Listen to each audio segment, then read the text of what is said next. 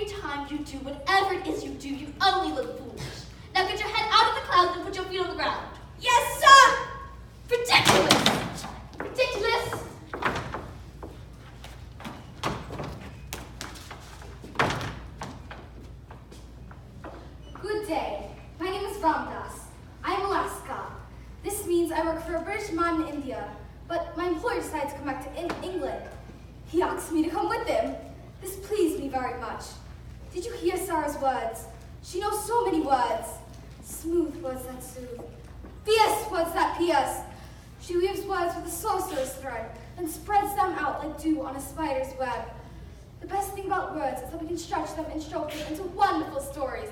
Did not Sara's story push your worries away, if only for a little while? I am quiet, but I listen much. Wonderful words roll about me round and round. In this way, I've learned many stories myself. I will tell you a story now, the best story of all. The story of Sara Crew on the magic.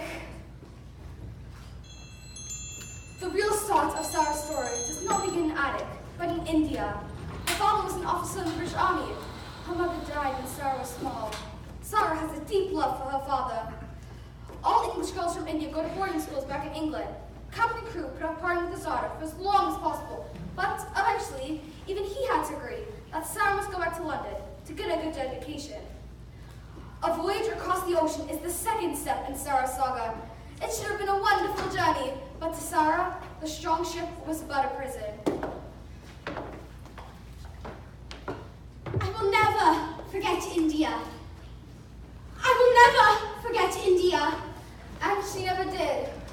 Not the wind that sounds like a sigh, nor the depth and breath and sweep of the sky. I pledge I will never forget India.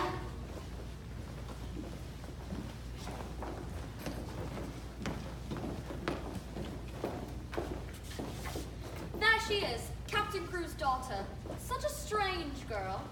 Why do you say that? She lives in an imaginary world, and she's always reading books. What an odd thing to do. Let's talk to her. We'll have a bit of fun. Good day, Miss Crew. Perhaps you're having a good day, but I can't say the same. Whatever is wrong. My life will change completely when I leave this ship. I would like to pretend it's a great adventure, but truly, I cannot. I must resign myself to what it will be. Resign yourself. What's a big word for such a young girl? I know all kinds of words. You find good words in books. I prefer reading to gossiping. Our fathers are also in the armies. We were just visiting our families. Now we're returning to England. I simply cannot wait. India is such a strange place. And hot. Horribly hot. Terribly hot. Indeed. I find India quite scrumptious. It's filled with birds, all flame and color, like jewels come to life. The butterflies, they break your heart with their beauty. Thick green vines twist across your path. The flowers ripe with an incense that fills your every breath. India is a veritable whirl of wonderment, more lively than a carnival, more ancient than the stars. You just have to look at things with the right eyes. I was always asking the elders to tell me stories of the old days. I could look into their faces and see the centuries passing by. See the magic. India? Magical? India is a most objectionable place. Absolutely objectionable. Indeed. It's filled with creepy, crawly things. There are little creatures dashing and darting here and there. They're quite funny. Even the snakes have an evil magnificence. They lay there, coiled and quiet, shining like copper in the sun. Then they sight their prey. Silently, they unwind their sinuous bodies. They lift their heads, flick their tongues, and pounce! Indeed! I did so love to wander about the bazaars. Everyone talks at once, bargaining and arguing. I loved to hear their chattering, like magpies on a roof. An English girl, alone on the streets of India. My ayah always accompanied me. Still, it just isn't done. Indeed. Your father should have taken better care of you. My father takes excellent care of me. I presume you're headed for boarding school. I am, unfortunately. Well, if you want to fit in, you better get those fanciful ideas out of your head. Because if you don't, you can be assured the other girl will tell the headmistress. And then you'll be in a fine kettle of fish. Indeed.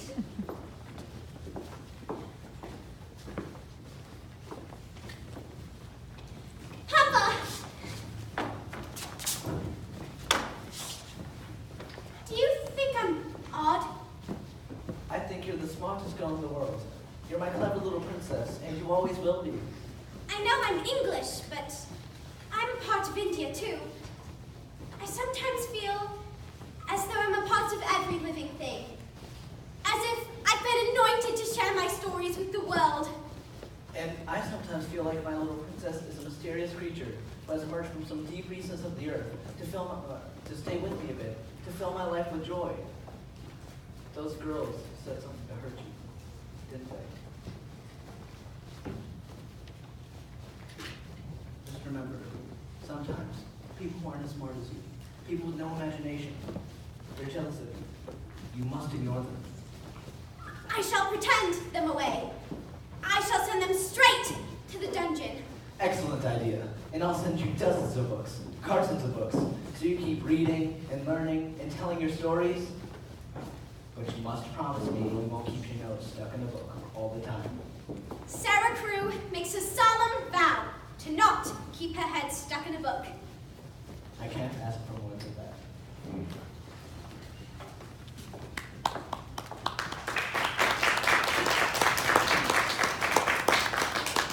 Captain Crewe had just a few days before he had to return to the ship that would carry him back to India.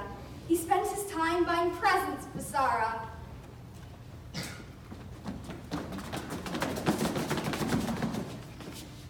Captain Crewe bought a velvet dress for me, trimmed with lace. I'd die for a dress like that.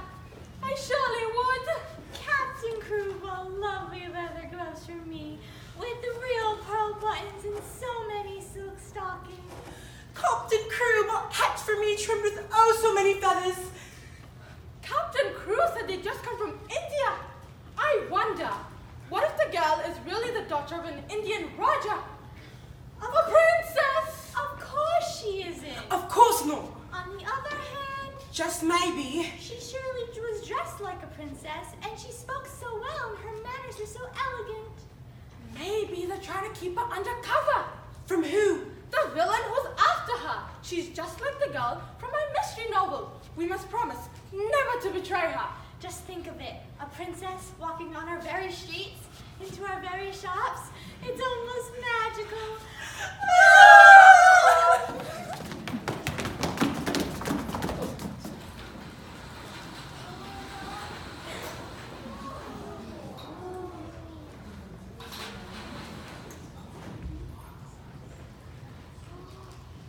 Miss Minchin's Select Seminary for young ladies. I can't imagine this is my home, Papa. Everything is so rich and fine, but it seems so empty, even though there are lots of girls here. You're just feeling the sadness of parting, my dear. It gives me the shivers.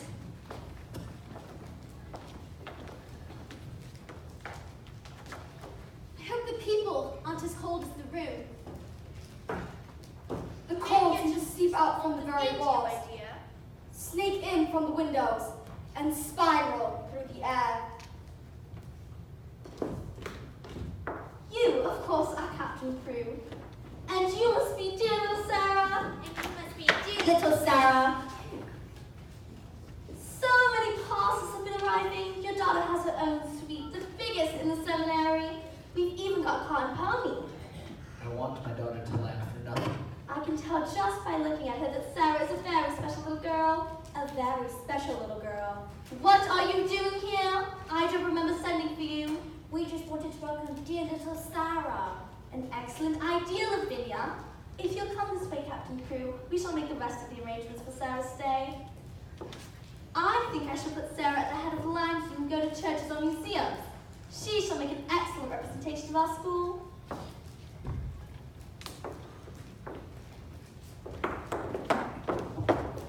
I walked out the head of the line before you came along. I want to show people. You probably planned this all out just to insult me.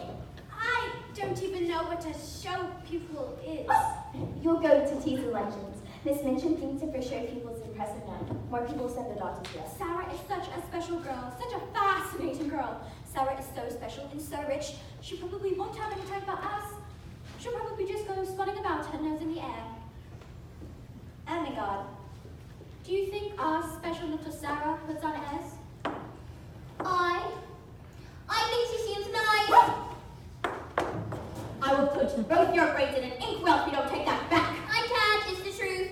If you want to be special, Sara, special little friend, then go right ahead. But I'll have to tell Miss Minchin how you sneak an extra cookie every day after lunch. But I don't. Your word against mine. Everyone knows what a dunce you are.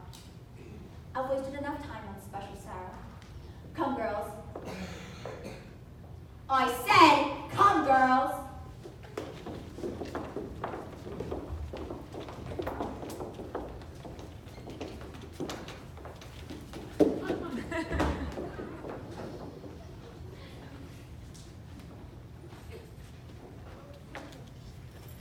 It's time, Papa, isn't it, to say goodbye? So it is. I understand, Papa. I really do. You can't drag a little girl with you into battle. Although, I would make a fine sight. Seated on a beautiful steed, dressed in armor, I would chase down the bad people and help the good. If you lived in another age, Sara, that's exactly what you'd do. But perhaps you may right a few wrongs here. Do you remember in India, when I went off on a mission? Do you remember what we pretended? That I was a soldier too, and I had to obey your orders, to be brave while you were gone. Exactly right. And that's what we'll do now. Are you memorizing these, Sara? I don't have to, Papa. I know you by heart. You are inside my heart.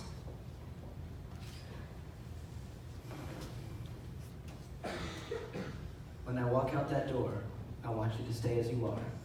Do not turn back. That way, you will have no final goodbye. Can you do that for me, Sara? Can you make it that much easier for me to leave you? I can, Papa. Keep your head high and your spirit strong.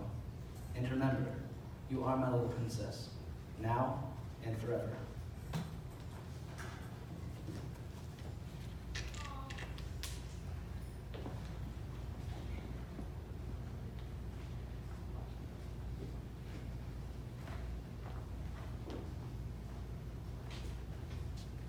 I'm sorry about your father, Sara. I thought you might need some company. But if you don't, I can just go away. I'm very good at disappearing. Please don't go. I need someone to talk to just now. You love your father very much, don't you? More than anything, and 10 times past that. My father is so clever. He wants me to be clever too. But when he asks me questions, I get so nervous I can't speak, which makes him angry, which makes me more nervous, which makes him angrier, which makes me even more nervous. It's the same with Miss Minchin. When she asks me questions, her eyes go black as marble. I'm too frightened to speak. You have quite the dilemma. I don't know what a dilemma is, but if I did, I'd be bad at that too. A dilemma is a difficult situation, which we can change. We can? We will. Your name is Ermengarde, correct? Ermengarde. It's like a name out of a fairy story. Ermengarde. It's sort of pretty. There, you've just taken the first step to liking yourself. You really should. You know, like yourself. I should. Well, you're a very likable person. I am. I'm so glad you came out to speak to me. That's just what a nice person would do, and you did it. I did. Would you like to meet Emily? She's my special doll. I named her before I even saw her. How could you do that? I wanted a doll that looked like a friend. Like she could hear every word I said, understand every story I told her. And I named her Emily. I think Papa and I went to every shop in London looking at dolls. Big dolls, small dolls, dolls made of cloth and buttons. But none of them were Emily. And then one day, there she was. Emily. Would you show me to my room? I haven't seen it yet. It's quite Sublime. exactly sublime. Emily should be waiting for me there. Before we go up to my room, I must tell you to be very quiet. And we might be able to catch her. Who? Emily. You see, dolls have a secret life of their own. When humans leave their dolls alone, they jump up and walk and talk and laugh. But they must keep their powers a secret, or they'll lose them. So they fly like lightning back to their places just as their owners return. Will anything else jump around in your room? Don't worry, I'm just pretending. pretending very hard. No, I'll show you. Pretending can take you right out of this world and into a better one.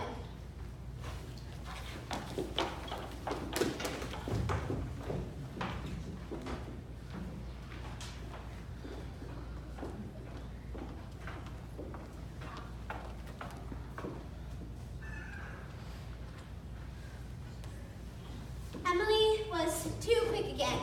We didn't catch her. Emily, this is Ermengarde. Ermengarde, this is Emily. Would you like to hold her? Yes, please. My first pretend will be that I dwell in a small cottage with roses on the door. I have a sweet mother and a father who never says a cross word. I shall have to pretend a great deal while Papa is gone, especially at the beginning. I imagine even the bravest of soldiers gets afraid sometimes and has to pretend he's not. So that's what I'll do. Pretend I have tremendous courage and nothing frightens me. But I have pain in my heart, Ermengarde. I feel like I'll turn into a block of ice while Papa is gone. I know this isn't much to offer, but would you like to be my friend? My best friend? I've never had one before. Maybe I can help melt some of the ice in your heart.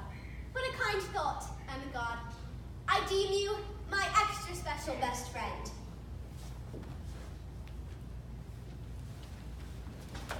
Ah, yes, Miss Minton, who plows forward like a great ship of the sea. Don't you agree?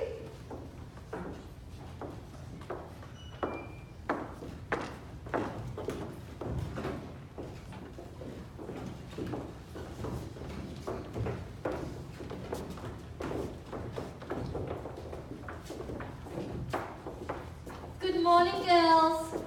Good morning, Miss Minchin. Girls, you may be seated.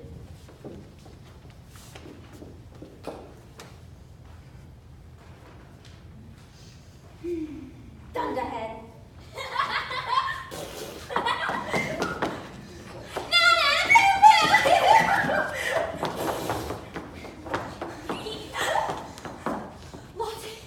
Lottie, you must walk. You must learn to act like a lady, Lottie.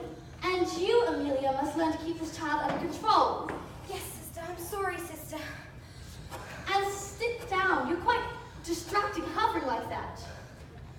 Lottie, you're late. I don't give a fig if I am. Amelia, stand up. Remember your dignity, remember your position. You must install some manners in our little Lottie. She is not some freewheeling cockney child. She is a student at this city's most prestigious female seminary. Yes, sister. I'm sorry, sister. Ow! What? What a dreadfully naughty thing to do, Lottie. Do you want your father to know how violently you're behaving? I don't give a fig if he does. For heaven's sake, Amelia, stand up! Oh my goodness, it's quite distracting you popping up and down like a jack-in-the-box. Yes, sister. I'm sorry, sister. Now on to better things. You know Miss Sara Crew was not with us this morning. A small miracle. Lavinia Manners. At this moment, Sara is sequestered with a French tutor who will teach her French, as her papa requested. She will learn French and then teach the rest of you, which will make our seminary even more selective. Yes, our little Sara Crew is doing us proud.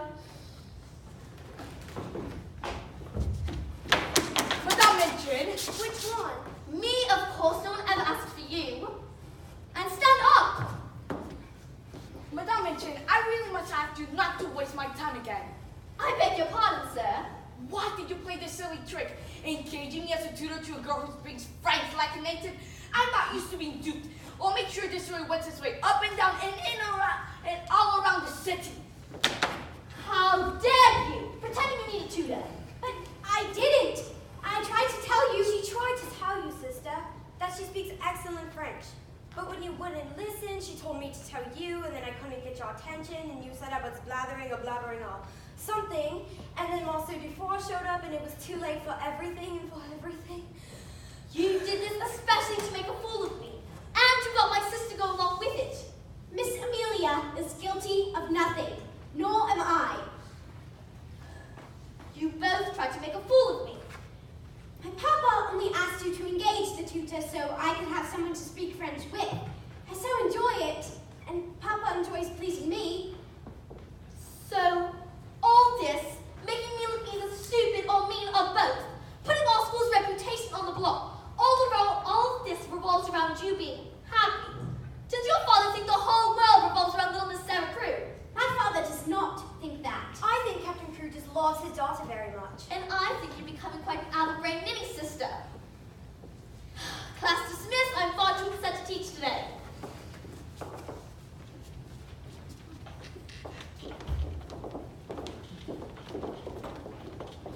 Amelia, sometimes I think that Sara Crew, that little snip of a girl, can see right through me. Perhaps she can.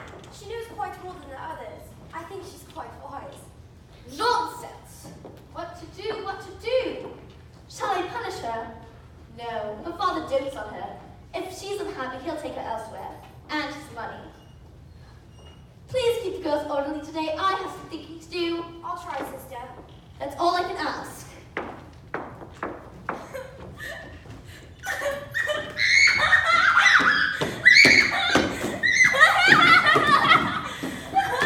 Whatever is going on, Lottie? Lottie, you ruined our game. I don't give a thing for your game! And we don't give a thing for you. Just keep quiet. No one wants to hear your wailing. Ah, you little brat! Come now, Lottie. She really isn't a... Well, she might be a bit of a brat. My goodness, what a sound. I had to come see what was making it. Not a what? A who? Did something terrible happen to you? Is that why you're screeching like a monkey in a tree? Lavinia slapped me when we were playing all game. Tish Posh, it wasn't a slap. And even if it was, I'd be entirely justified. Really, Lottie, you're just making something out of nothing. My somethings are never nothings. Everything she wants, she gets. Why shouldn't I? I have no mother. I haven't a mother either. Really? My mother died when I was very small. I've decided she's an angel now. Yours most probably is too, Lottie. Perhaps they're friends. That's what people always tell me. Your mother's an angel now. Then they show me pictures of a woman in the nightgown with wings stuck on. It doesn't look real. That's because they're not real. I've spent a great deal of time pondering heaven, considering, deliberating. I've come to believe I've learned quite a bit about the place and its angels. I believe heaven is a vast city, surrounded by a grand wall made of glistening pearls. There is peace there, and true understanding. There are fields of flowers everywhere, and the children love to race about. For in heaven, everyone is strong and healthy. In heaven, no matter how one looks, everyone is beautiful. And everyone speaks to one another. For in heaven, everyone speaks the same language. The watching angels love to look down upon the earth. They strive to make things better for those they love. But this is a hard task, since on earth, people always seem to be in one sort of trouble or the other. But every trouble is important to the watching angels. And every person. They never lose their humaneness. I'm so glad you came, Sarah. I think I might be better behaved now.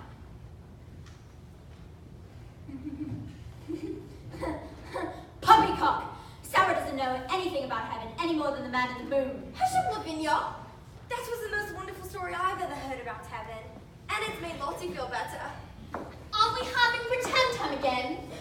Girls, all of you to the library. Amelia will help you pick out a book.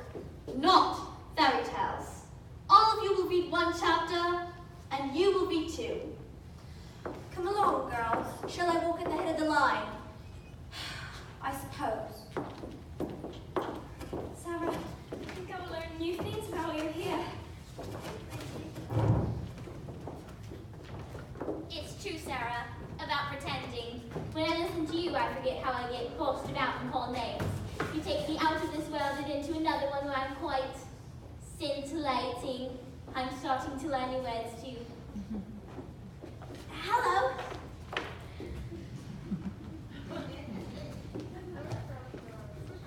Oh, miss, I'm ever so sorry For what? for listening to you young ladies and not being quick about my duties. Who are you? This is Becky, the scullery maid. I do other jobs too, like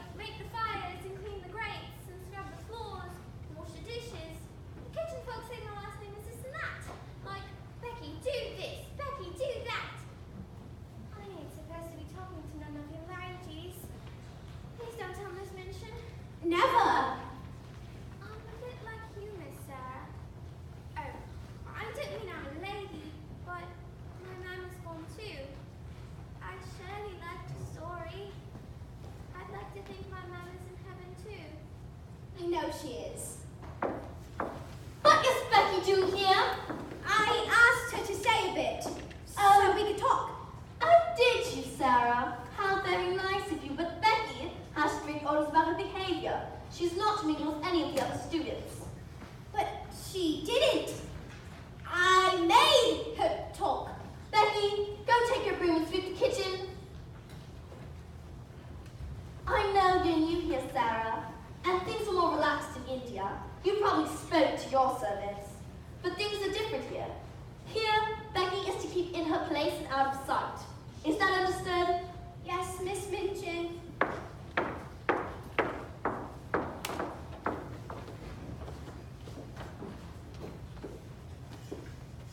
Poor Becky. She looks like a hungry little kitten. How can I help her? She's locked up tight in Miss Minchin's world. Sara ruminated, contemplated, meditated. What to do about Becky? To ignore her would be cruel. To speak to her would only bring her harm.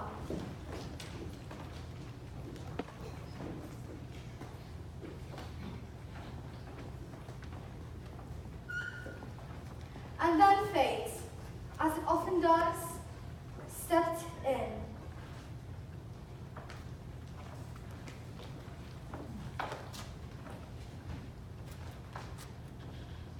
Oh, miss, I beg your pardon. I meant no harm. It's just I was so cold and the room was so warm and I was so tired. And the chair looked so soft and You fell asleep. I'm glad you did. You won't tell Miss Minchin, will you? Becky, we must make a covenant. I don't know how to make that. Do you bake it in a pie? It means we share a promise between us. I promise to never ever tell Miss Minchin anything that might hurt you. That would be a fine thing. Would you like to hold Emily? I don't want to daddy her.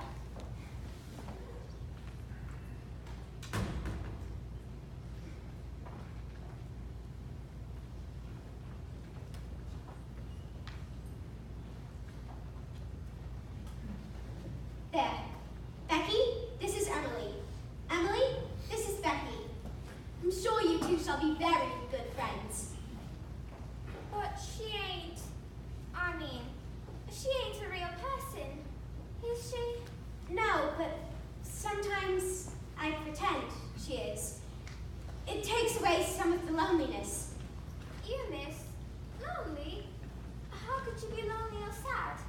Your room is like a palace. I would trade it all away, Becky, to be with my father. Are you finished with your chores? Could you repose a while? Well, I could if I knew what it meant. It means I'd like you to sit where it's warm and keep holding Emily. What if I dirty the chair? I shall clean it. What if someone sees me? The hallway's quiet. Everyone's asleep. I always am the last to go to bed. Becky, you need a champion, and that's what I shall be. I'll slay the dragons for you.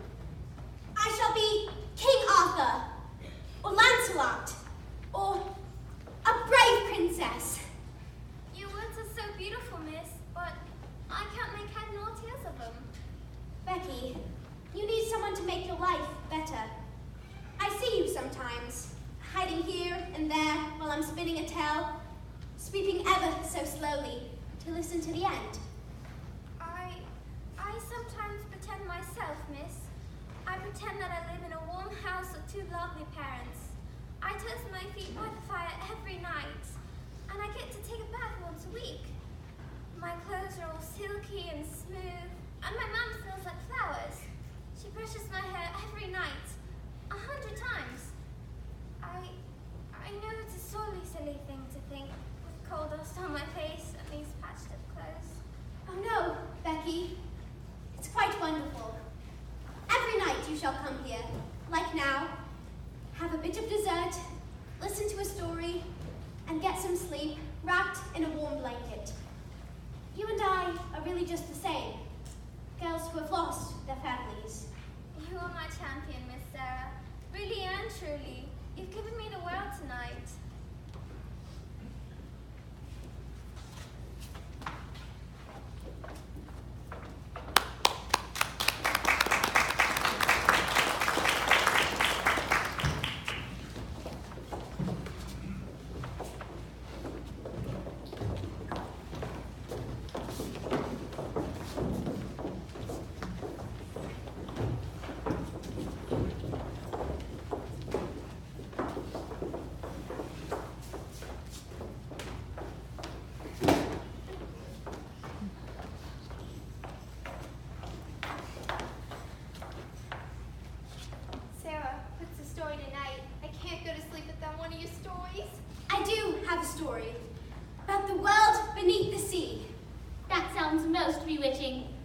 Shall we pretend we're mermaids?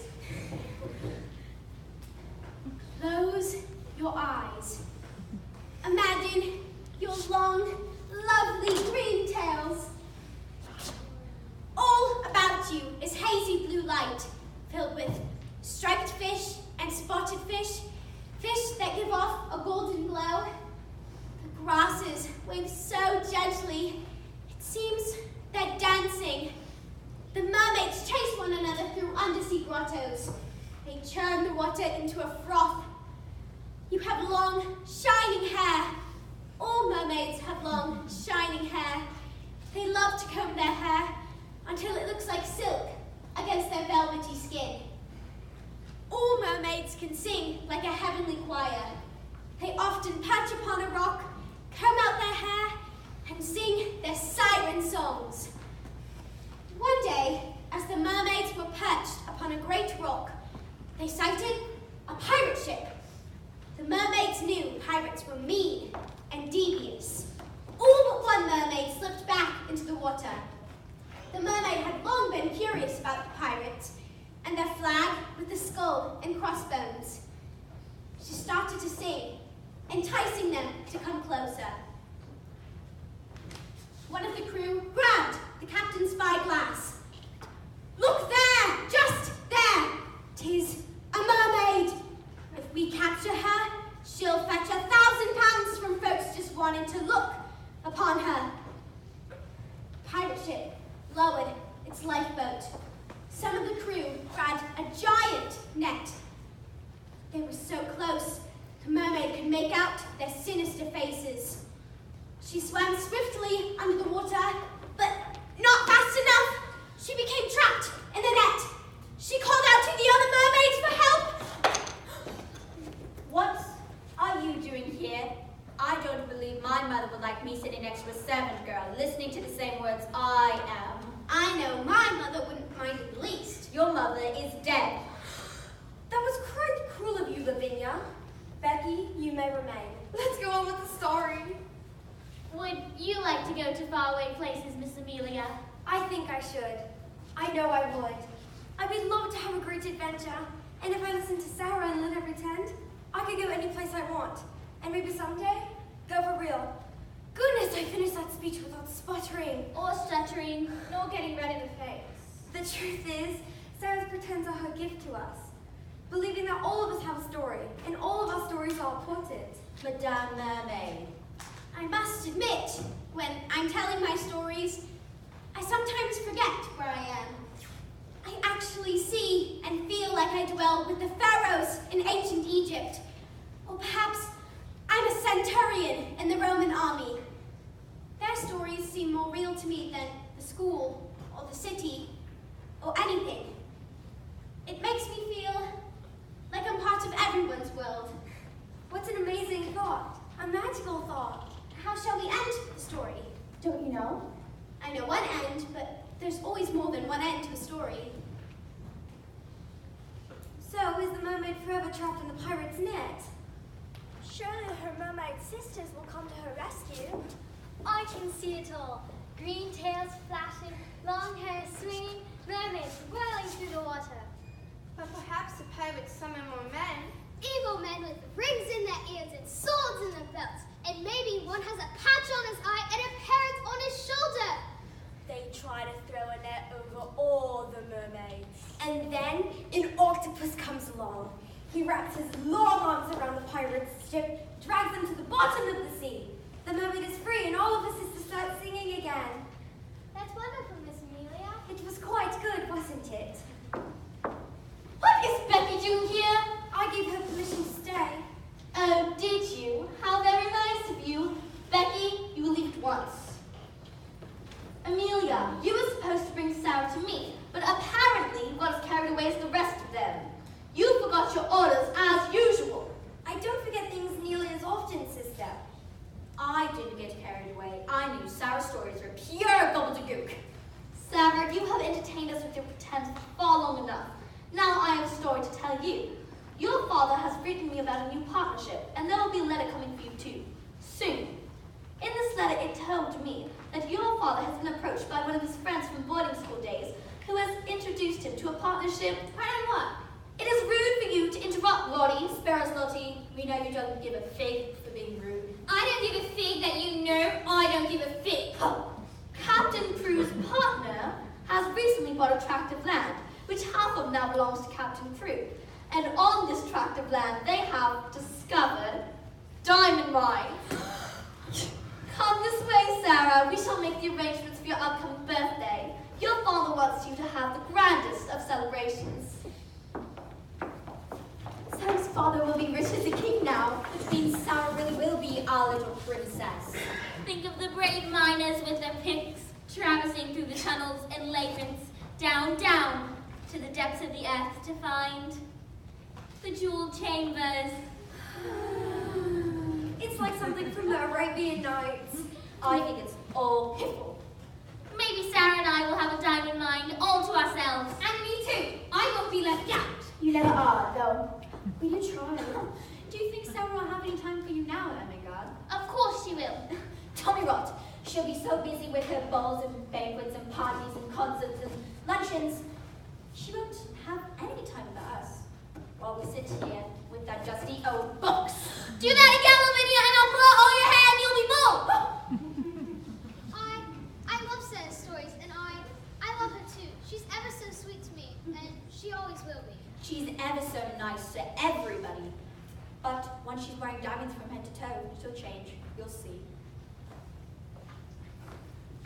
Good morrow, Your Highness. Please, don't be silly. Lavinia, I'm sure Miss Mitchell will want us to dress you that maid now that we have royalty attending our school. But there isn't. There's just me. Really? I hear you're quite prepared to be proper princess. I hear you talking about it with that doll. Emily. Emily. Lavinia, have you been snooping around Sarah's bedroom? I just happened to be passing by on a few nights and hear her talking to that thing. Emily. Emily. It's true. I do pretend with Emily about being a princess, but I don't do it to be grand. I think about the things a real princess should do. Preparing her ball gowns, picking out her tiaras. No! A real princess cares for all her subjects. She makes sure the laws are fair for everyone. And she makes sure everyone has enough food to last through the winter. My papa said a real princess keeps her spirit strong and rights the wrong she sees. That's exactly what you've done here. You've helped Lottie not be so unhappy. And Ermengarde not to be so shy. And Miss Amelia not to be so frightened. And Poppy not to be so lonely. The truth is, your pretends are your gift to us. The truth is, Miss Minchin is being ever so nice to clever Miss Sarah Prue because of her father's money. If he were to ever lose his fortune, it would be interesting to see how Miss Minchin treated her special show people. I promised you magic, yes? Surely diamonds are magical. They promise so much. Glittering riches, wealth beyond compare, and envy. Men claw through rock to find the white fire, then one by one, their fingers are pried away, their dreams dashed on the hope of some improbable scheme.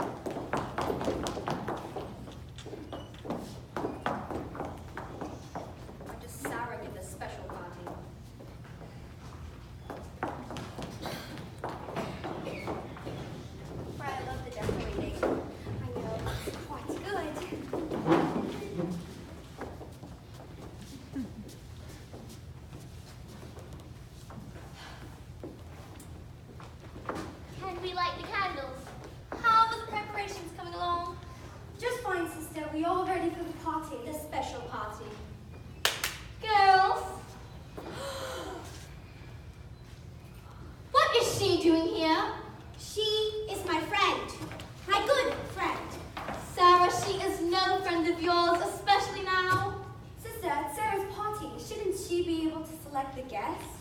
All right, Becky, you can stay, but only because you look reasonably clean. Becky is to have the biggest piece of cake.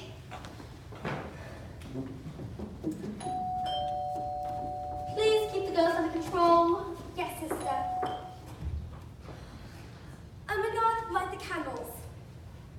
1, 2, 3, 4, 5, 6, 7, 8, 9, 10, 11, 12, 13. Wonderful. Come now, blow out your candles. Then we can sing happy birthday to you, and then we can come into this delicious cake, and then you can make your wish. Happy birthday to you. Happy birthday to you. Happy birthday, dear Sarah. Happy birthday to you. Girls, you will go quickly to your rooms. The rest of you back to work. Amelia, you may go as well. No, I shall stay with Sarah. I have a feeling she needs a friend right now. Sarah, this is Mr. Bowers, your father's solicitor. He has recently received a letter informing us of a situation that has arisen. What situation? There are no diamond mines. There never were any diamond mines. Captain Crew and his friends were taken in by a clever swindle. You will not be receiving a check this month, Miss Minchin, or ever. But what about the rest of his fortune? He put it all into the mines. His money is gone. Gone? All gone after all I've done for this girl. This is how I'm treated. This ridiculous press, the special dress and all the presents, and now I'm told there's no money. Mr. Burrows, doesn't your firm have some responsibility for Captain Crew's debts? Absolutely not. I have carried out my legal duties. Beyond that, Barrows and Skipworth have no obligation to Captain Crew or his daughter. I have no obligation either. I have been tricked and made a fool of. I have half the mind to turn you right into the streets. No, sister! I wouldn't do that to Miss Minchin. Word might get out on how you made one of your pupils a beggar. I suggest to keep the girl and make use of her. She seems a healthy child. You should be able to get a good deal of work out of her. Good day. Amelia, go fetch a black dress from one of the servants. Sarah, your papa is not returning. Ever. He is dead. He died of a brain fever. You are completely alone in this world.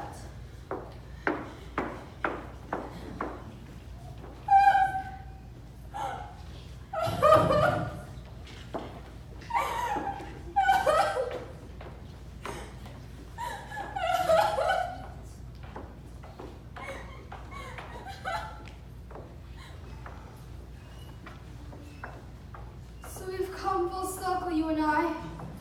We are back where we began. The girls sent scurrying out of this pitiful attic. Sara's story, the last story to explain for girls, unfinished.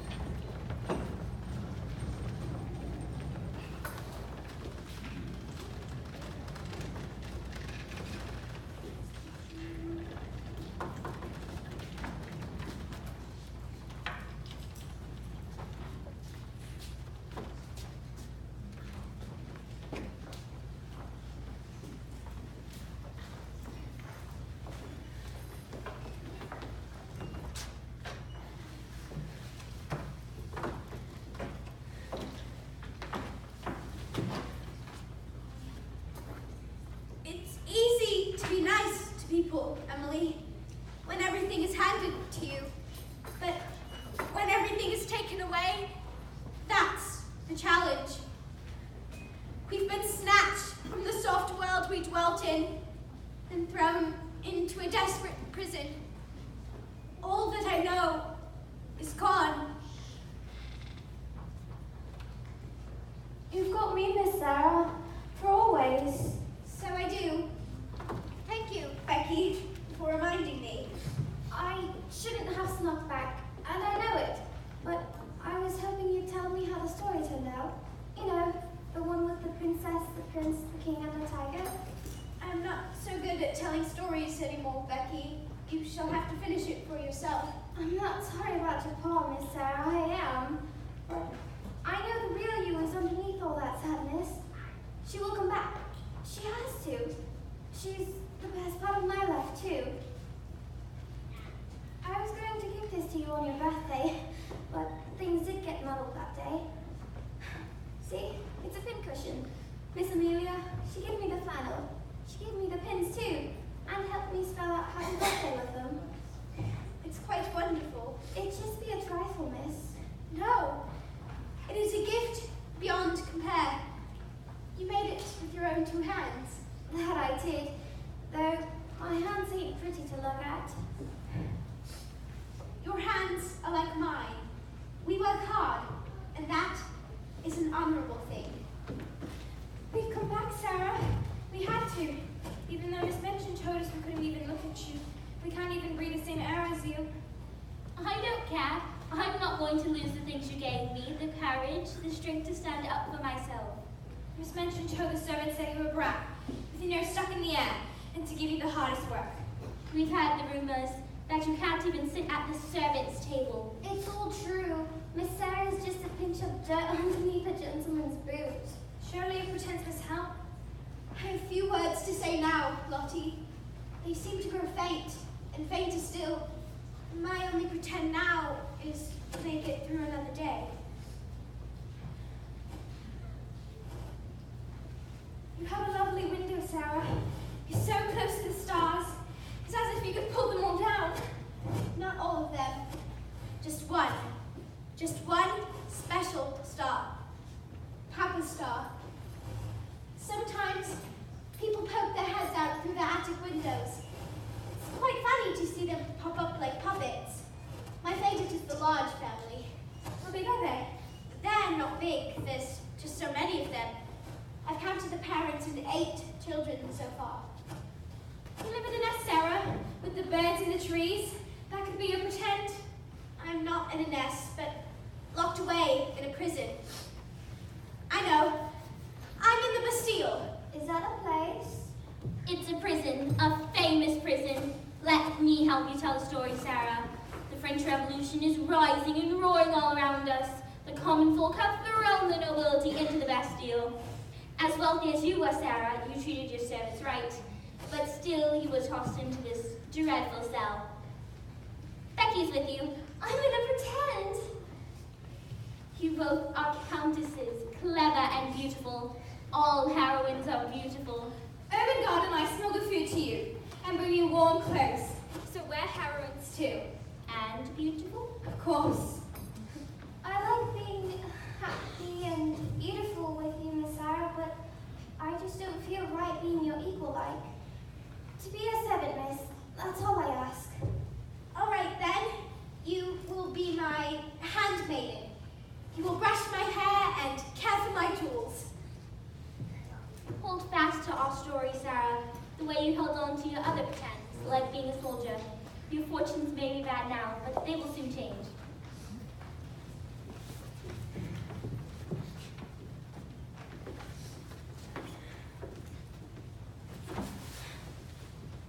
When the girls came back to see me tonight, Papa, it gave me a spurt of happiness, a spark of hope, but it disappeared when they left. I tried to be your little princess, but I can't do it. I'm falling into the very hardness of this place, into the very meanness of Miss Minchin. I can still smell your pipe tobacco, Papa, and hear your voice. I shall never again feel as safe as I did when you held me. My papa is gone from me, Emmeline.